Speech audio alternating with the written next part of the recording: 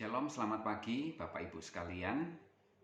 Kita berjumpa kembali di dalam doa pagi pada hari ini dan saya sangat bersyukur kita bisa kembali belajar kebenaran firman Tuhan. Dan tidak lupa saya mengucapkan terima kasih untuk kesempatan demi kesempatan yang diberikan kepada saya untuk berbagi dengan Bapak Ibu sekalian. Saudara, hari ini kita akan belajar dari kitab Yohanes pasal yang ke-14. Satu pasal ini kita akan bicarakan, kita akan belajar sama-sama. Nah, saudara, di ayat-ayat ini ada terbagi dari dua perikop, yaitu yang pertama ayat 1 sampai ayat yang ke-14 itu berbicara tentang rumah Bapa. Dan yang kedua adalah perikop dari ayat yang ke-15 sampai ayat yang ke-31 itu berbicara tentang janji Tuhan Yesus untuk memberikan Roh Kudus kepada setiap kita, anak-anaknya, setiap murid-muridnya. Nah, saudara, dari ayat-ayat ini kita akan belajar beberapa hal. Yang pertama, kita akan belajar tentang Allah Tritunggal. Kenapa saya ingin bagikan ini? Karena di ayat-ayat ini Tuhan berbicara tentang Bapa di surga, Dia sendiri, ya, Tuhan Yesus sendiri, dan Dia juga berbicara tentang Roh Kudus. Jadi hari ini kita akan sedikit mengupas tentang Allah Tritunggal. Nah, saudara, Allah Tritunggal ini adalah sesuatu yang seharusnya tidak perlu kita perdebatkan kembali, tidak perlu kita ributkan kembali, tetapi beberapa waktu lalu ada hal-hal ini ramai diperbincangkan kembali, saudara. Seharusnya sudah jelas bahwa kita semuanya percaya bahwa Allah Tritunggal, Allah kita adalah Allah Tritunggal, di mana tiga pribadi menjadi satu kesatuan yang tidak bisa terpisahkan.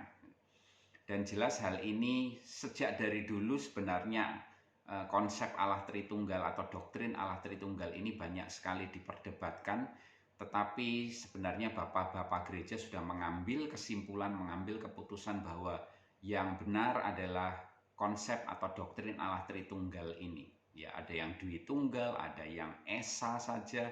Tetapi kita percaya bahwa doktrin Allah Tritunggal inilah yang terbaik atau yang benar, yang sesuai firman Tuhan. Dan mungkin banyak kita memang tidak bisa memahami secara utuh, karena ya Tuhan tidak bisa dipahami dengan akal kita yang cuma sekepal ini, saudara. Jadi kalau kita nggak bisa pelajari Tuhan, justru kita harus bersyukur. Karena apa? Karena kita nggak pernah bisa mengerti Tuhan yang sangat besar itu dengan kemampuan kita, dengan otak kita yang sekecil ini, saudara.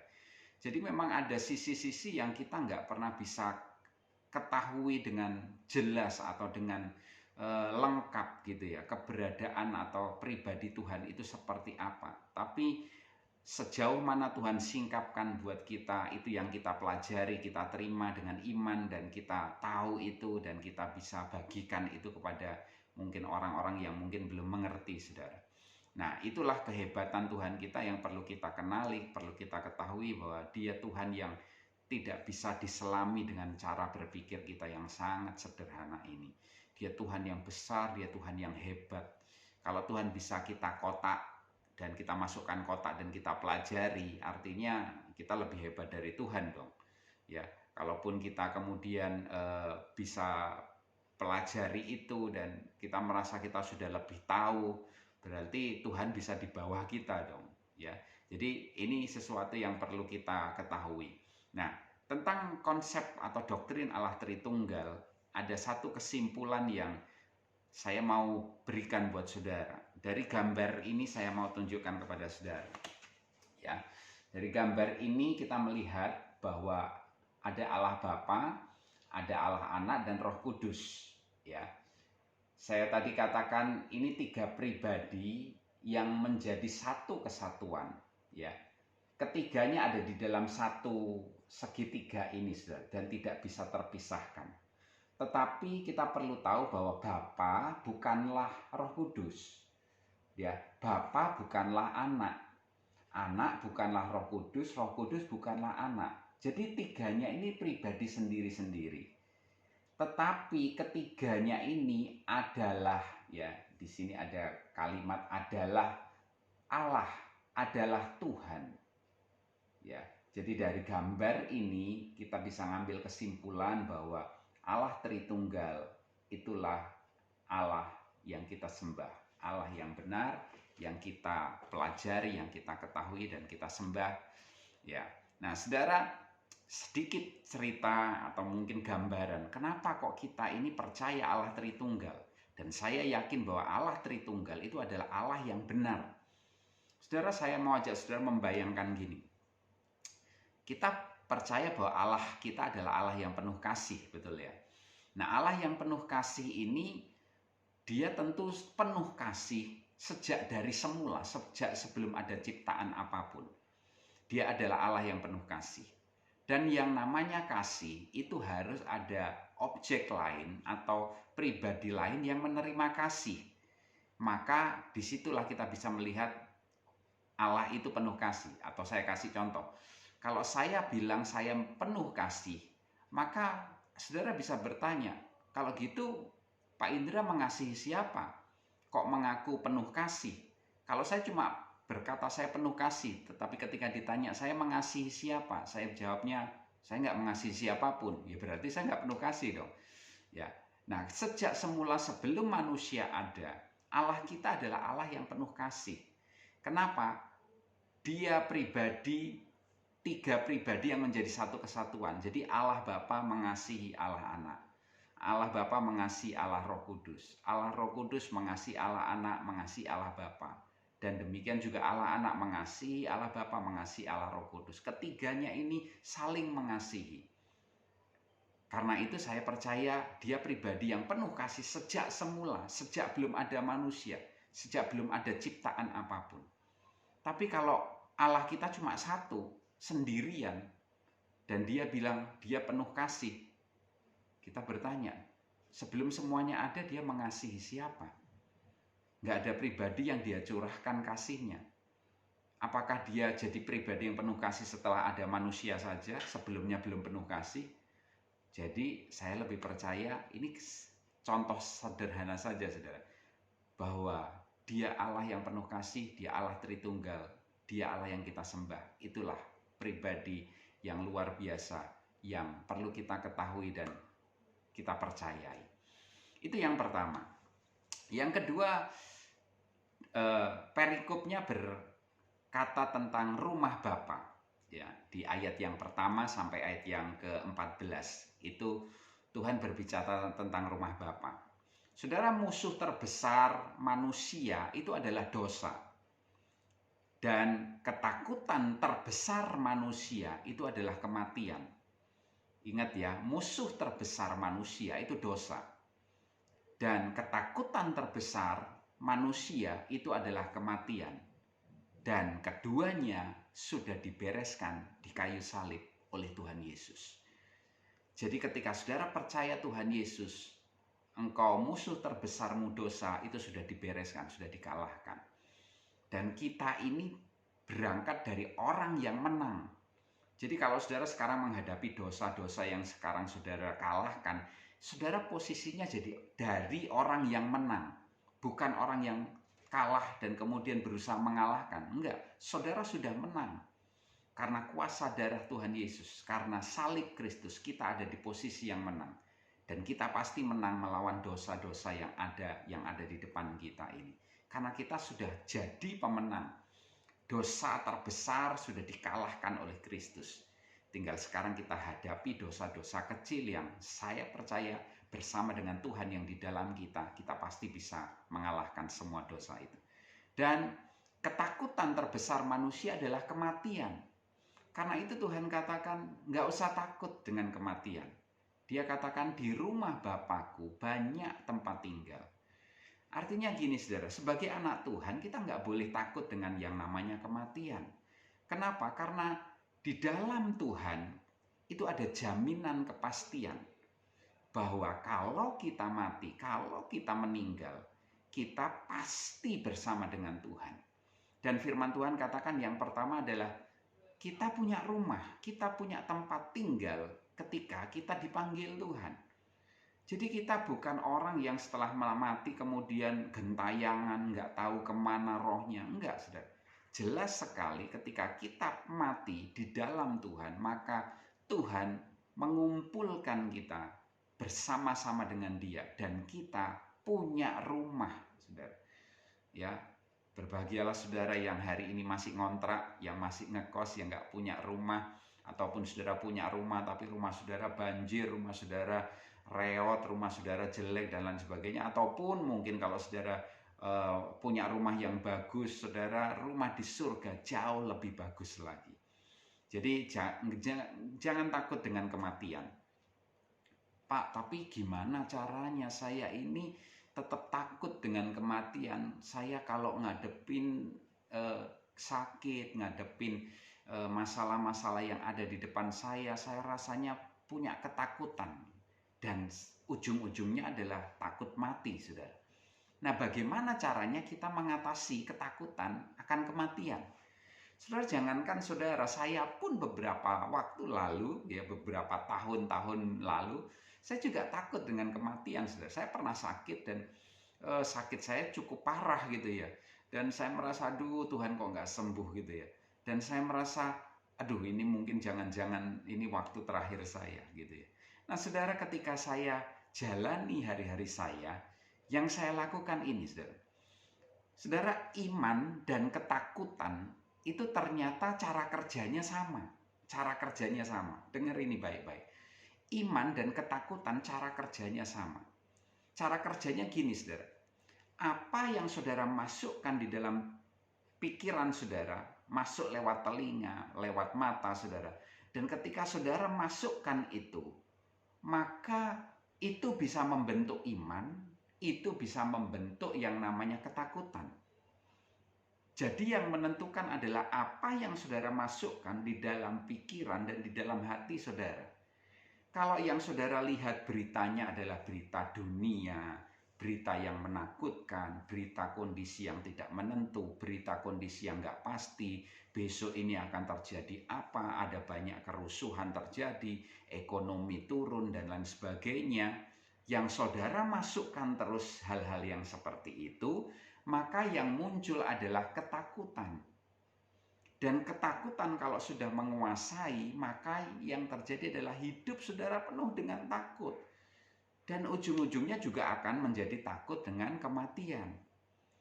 Tapi yang saudara lakukan, yang sebaliknya, maka yang muncul adalah iman. Kalau yang saudara masukkan adalah firman Tuhan, saudara baca firman setiap hari, saudara dengerin khotbah, saudara dengerin kebenaran-kebenaran yang menguatkan saudara, bukan yang menakutkan. Ya, sekarang pun ada banyak orang-orang yang memberitakan ngakunya kebenaran, tapi semuanya menakutkan, saudara. Nah, saya percaya hal-hal yang menakutkan bukan dari Tuhan. Ya, Tuhan pasti akan datang, tentu. Tapi itu bukan yang menakutkan lagi kalau cara berpikir kita diubahkan. Ketika saya suka baca firman, saya sering baca firman, maka hati dan pikiran saya mulai diubahkan. Ya, saya nggak jadi lagi takut, saya kemudian makin percaya. Tuhan udah janji kok kalau Dia akan memberikan kita rumah. Tuhan berjanji kok kalau kita mati, kita bersama-sama dengan Tuhan, bukan bersama-sama dengan yang lain. Artinya kita bersama dengan Tuhan, dimanapun ada Tuhan, disitulah surga. Ya. Yang berikutnya dikatakan Tuhan Yesus adalah jalan dan kebenaran dan kehidupan. Artinya kalau kita bersama dengan Tuhan, kita punya jalan. Kalau kita bersama dengan Tuhan, kita punya kehidupan. Kalau kita bersama dengan Tuhan, kita punya kebenaran. Jadi saudara, kalau saudara ini yang terus saudara masukkan, maka kemudian saudara nggak punya lagi ketakutan. Saudara pernah nggak? Mungkin di rumah saudara lagi setel radio atau setel lagu. Maka secara tidak sadar, sepanjang perjalanan saudara atau sepanjang jam-jam itu, lagu itu akan terus nyantol dalam hati dan pikiran saudara, dan saudara mulai bergumam, saudara mulai menyanyikan. Ketika saudara dengar lagu, tak terbatas kuasa-Mu Tuhan, semua dapat kau lakukan. Maka apa yang terjadi? Saudara mulai masuk ke pikiran saudara, saudara masuk itu suara, masuk dalam hati saudara, dan saudara mulai nyanyikan. Saudara mulai ikut nyanyi. Tak terbatas kuasamu, Tuhan. Disitulah iman mulai muncul, iman mulai bangkit. Karena firman Tuhan katakan iman timbul dari pendengaran. Pendengaran akan firman Tuhan. Jadi saudara, ini prosesnya. Karena itu kalau saudara lihat berita yang menakutkan, udah berhenti, hentikan itu. Bacalah firman yang membawa kehidupan, yang memberi kebenaran, yang membawa saudara kepada perkara-perkara yang positif. Sehingga iman kita muncul. Kita nggak lagi takut dengan kematian, karena itu semua sudah dikalahkan oleh Tuhan Yesus di atas kayu salib. Dan kita lihat itu, kita terima itu dengan iman kita, dengan percaya kita. Jadi Bapak Ibu Saudara, hadapi hari-hari esok dengan tidak takut oleh karena apapun, ya, karena Tuhan sudah memberikan kemenangan buat kita. Dosa yang begitu besar, dosa yang begitu menakutkan, itu sudah dikalahkan. Kematian yang begitu menakutkan buat semua orang, tidak terkecuali. Tapi bagi orang yang percaya kepada Tuhan, kematian bukan lagi menakutkan. Kematian justru sesuatu yang menyukakan, yang membawa sukacita. Karena apa? Kita akan terima rumah di surga. Kita akan berjumpa dengan Tuhan yang mengasihi kita. Kekasih jiwa kita. Nah saudara, kalau kita ngerti kebenaran ini, maka kita hadapi hari-hari kita di depan dengan penuh sukacita, dengan penuh damai. Kita nggak pernah takut akan apapun, ya. Kita tidak pernah khawatir akan hari esok. Hari esok kita ada di dalam tangan Tuhan. Saya nggak pernah khawatir dengan hari esok saya. Saya nggak pernah khawatir akan masa depan saya. Bahkan saya tidak takut lagi dengan kematian. Karena bagi saya, hidup adalah Kristus, mati adalah keuntungan. Itu yang Rasul Paulus katakan, itu yang saya baca, itu yang saya masukkan pikiran, itu yang ada di dalam hati saya, maka itu yang saya ucapkan berulang kali. Saya nyanyikan, saya lakukan itu. Sehingga kemudian iman saya bangkit, iman saya muncul. Saya menjadi orang-orang yang menang bersama dengan Tuhan. Yang berikutnya, poin yang ketiga, tadi yang pertama kita bicara tentang Allah Tritunggal. Ya, kita udah jelas bahwa Allah kita adalah Allah Tritunggal, 3 pribadi di dalam satu kesatuan. Yang kedua, kita bicara tentang rumah Bapa. Kita tidak perlu lagi takut menghadapi kematian, karena kematian adalah sesuatu yang menyenangkan. Karena kita berjumpa dengan Tuhan, kita terima kunci rumah kita yang baru di surga. Ya, dan untuk itu bangkitkan iman saudara dengan cara apa? Dengar firman, dengar khotbah, dengar lagu-lagu yang membangun. Sehingga iman saudara yang muncul, bukan ketakutan. Masukkan berita yang baik, masukkan berita kebenaran dalam hati dan pikiran saudara.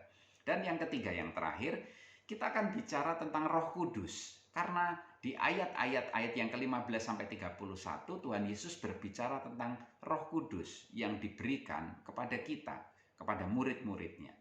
Nah, saudara, ayat 16 katakan, "Aku akan minta kepada Bapa, dan ia akan memberikan kepadamu seorang penolong yang lain, ya, supaya ia menyertai kamu selama-lamanya, ya, yaitu Roh kebenaran. Dunia tidak dapat menerima dia, sebab dunia tidak melihat dia dan tidak mengenal dia. Tetapi kamu mengenal dia, sebab ia menyertai kamu dan akan diam di dalam kamu." Saudara, kita hidup di dunia yang penuh dengan ketakutan dan menakutkan, penuh ketidakpastian, banyak masalah dan air mata. Tapi kita bersyukur selama kita di dunia, kita tidak dibiarkan sendirian. Ya, kita tidak dibiarkan sendirian. Tuhan dan Roh Kudus tinggal di dalam kita. Tuhan memberikan rohnya. Roh Kudus itu tinggal di dalam kita. Menyertai kita bukan cuma sehari, 2 hari, setahun, 2 tahun. Bukan, tapi selama-lamanya. Artinya Roh Kudus itu tinggal di dalam kita selama-lamanya. Puji Tuhan, kita nggak sendirian. Walaupun kita seorang diri, kita nggak pernah sendirian. Karena rohnya ada di dalam kita. Nah, Roh Kudus tidak ada di luar kita, tapi di dalam kita. Karena itu, nggak ada ceritanya kita ketinggalan. Roh Kudus kita ketinggalan. Aduh, aku lupa nih, Roh Kudusku masih ketinggalan di rumah. Aduh, lupa aku nggak bawa Roh Kudus. Nggak bisa, saudara. Kenapa? Roh Kudus ada di dalam kita. Ya, seperti telinga saudara, nggak pernah saudara lepaskan, ada nempel. Maka seperti itu juga Roh Kudus nggak pernah ninggalin kita. Dia ada di dalam kita. Jadi dia nggak pernah ninggalin. Saudara nggak pernah sendirian. Dan saudara disertai oleh Roh yang kudus, Roh kebenaran, Roh yang perkasa, Roh yang kuat, yang lebih besar daripada roh apapun yang ada di dunia ini. Karena itu saudara jangan pernah takut dengan keadaan dunia yang menakutkan saat ini. Kenapa? Karena engkau punya Roh Kudus, roh yang perkasa, roh yang hebat, roh yang penuh dengan keajaiban, roh yang penuh dengan mujizat-mujizat Tuhan. Dan itu akan bekerja dalam hidup saudara. Dia tidak tinggalkan saudara, dia bersama dengan saudara. Karena itu saudara, jangan pernah takut dengan apapun, bahkan roh-roh yang ada di dalam dunia ini pun jangan pernah takut. Jangan pernah takut. Karena rohmu lebih besar daripada roh yang ada di dunia ini. Dan yang berikutnya dikatakan, ada tugas atau pekerjaan dari Roh Kudus yang ada di dalam kita. Apa itu? Pekerjaan Roh Kudus yang pertama adalah dikatakan dia adalah roh kebenaran. Artinya kalau dia adalah roh kebenaran, maka yang dia katakan, yang Roh Kudus ingatkan kepada setiap kita, itu adalah kebenaran firman Tuhan. Jadi saudara, kalau kita diingatkan oleh Roh Kudus tentang kebenaran, tentunya dia mengingatkan perkara-perkara yang benar. Segala firman yang sudah kita baca, itu semua yang dia ingatkan. Ayo, ketika kita terima itu, kita bersyukur. Kalaupun kita melakukan sesuatu yang nggak benar, kita bertobat karena Roh Kudus mengingatkan kita. Dia akan mengingatkan kebenaran-kebenaran yang sudah kita baca, yang sudah kita dengar, yang sudah kita lihat, yang sudah kita nyanyikan. Itu akan mengingatkan kita. Kalau saudara sedang dalam keadaan susah, mungkin kemudian saudara dengar khotbah yang menguatkan. Nah, disitulah Roh Kudus bekerja, mengingatkan saudara. Saudara yang sedih, saudara yang ketakutan, diingatkan oleh Roh Kudus. Lewat firman yang pernah saudara baca, lewat khotbah yang saudara pernah dengar, bahkan lewat pujian, nyanyian yang saudara pernah dengar. Dan saudara bisa nyanyikan itu, bahwa engkau punya Tuhan yang besar. Aku punya Tuhan yang besar, yang telah berjanji dan sanggup menggenapi. Saudara, lagu itu adalah firman, lagu itu adalah kebenaran juga, yang kemudian menguatkan iman kita, membuat kita makin kuat, berani menghadapi hari-hari. Nah, itulah pekerjaan Roh Kudus di dalam kehidupan kita. Yang kedua, dia adalah roh kebenaran, artinya kita dituntun dari kebenaran, dibawa kepada kebenaran. Jadi kita dituntun dari kebenaran satu kepada kebenaran yang lain, kepada kebenaran yang lain. Nah saudara, waktu kita dituntun dalam kebenaran, maka kita akan melihat jalan hidup kita itu penuh dengan kebenaran, penuh dengan terang Tuhan. Sehingga kita nggak lagi gampang ditipu, kita nggak gampang lagi kemudian mengalami kejatuhan, karena kita tinggal atau hidup di dalam kebenaran. Dan firman Tuhan itu kebenaran, dan firman Tuhan itulah terang yang akan menuntun langkah-langkah hidup kita di tengah kegelapan dunia ini. Jadi kalau saudara ada Roh Kudus di dalam hidupmu, maka engkau pasti hidupmu akan dituntun dari kebenaran yang satu kepada kebenaran yang lain. Sehingga jalan hidupmu jadi jalan hidup yang menyenangkan, saudara. Yang penuh dengan sukacita, penuh dengan damai sejahtera. Mungkin ada masalah, mungkin ada persoalan, tapi Roh Kudus akan memberikan hikmat untuk saudara menyelesaikan semuanya itu dengan baik. Dan yang ketiga, yang terakhir, Ingat bahwa Dia roh kebenaran. Roh Kudus adalah roh kebenaran. Kalau Dia menuntun, pasti menuntun dalam kebenaran. Dan firman Tuhan adalah kebenaran. Jadi apa? Tuntunan Roh Kudus tidak pernah bertentangan dengan firman Tuhan. Jadi kalau Roh Kudus menuntun kita, Dia nggak akan pernah menuntun kita untuk melawan firman. Dia tidak akan lakukan itu. Karena Roh Kudus dan firman Tuhan akan berjalan sejalan, berjalan beriringan. Ya, Roh Kudus akan mengingatkan firman yang sudah kita baca, yang sudah kita dengar. Itu yang Dia lakukan. Jadi kalau saudara dengar Roh Kudus, artinya saudara sedang dengar firman Tuhan. Saudara sedang diingatkan kebenaran.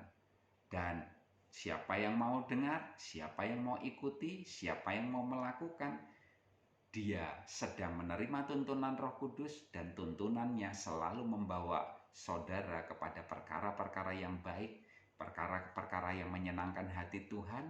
Kehendak Tuhan itu yang kita lakukan, yang kita kerjakan. Itu yang terjadi dalam kehidupan kita kalau kita dituntun oleh Roh Kudus. Jadi Bapak Ibu Saudara, kita belajar hari ini hal-hal yang luar biasa di Yohanes 14 ini. Kita belajar tentang Allah Tritunggal, kita belajar tentang rumah Bapa, kita belajar tentang pribadi Roh Kudus, roh kebenaran yang membawa kita dalam kebenaran, demi kebenaran, pada kebenaran yang berikutnya. Sehingga nggak salah kalau firman Tuhan katakan, hidup kita itu akan mengalami kemuliaan dan kemuliaan yang lebih besar. Dari kemuliaan kepada kemuliaan.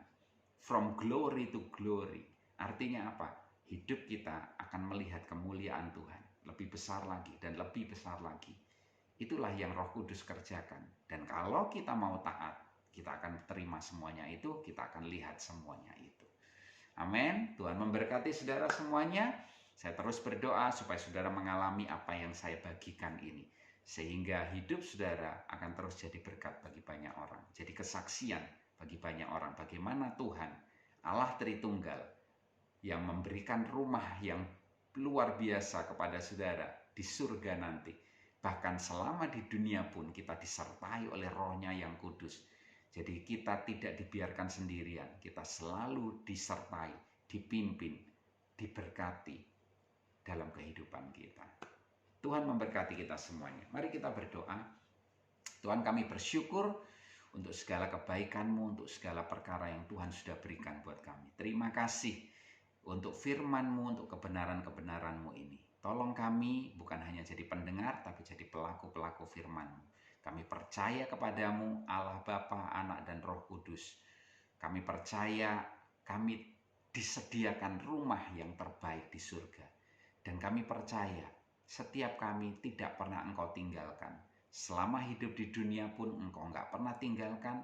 Engkau memberikan Roh-Mu yang kudus, memimpin kami, membawa kami kepada kebenaran-kebenaran-Mu, mengalami kemuliaan demi kemuliaan yang jauh lebih besar lagi. Dan setiap kami ketika kami pulang, ketika kami kembali, ketika kami meninggal, maka kami punya rumah, kami bersama-sama dengan Tuhan kami yang sangat mengasihi kami, dan kami kasihi juga Tuhan Yesus. Karena firman-Mu katakan, di mana Engkau berada, kami pun berada Tuhan. Terima kasih Bapa, biarlah kebenaran ini menguatkan kami. Dimanapun kami berada, kuasa-Mu tidak terbatas.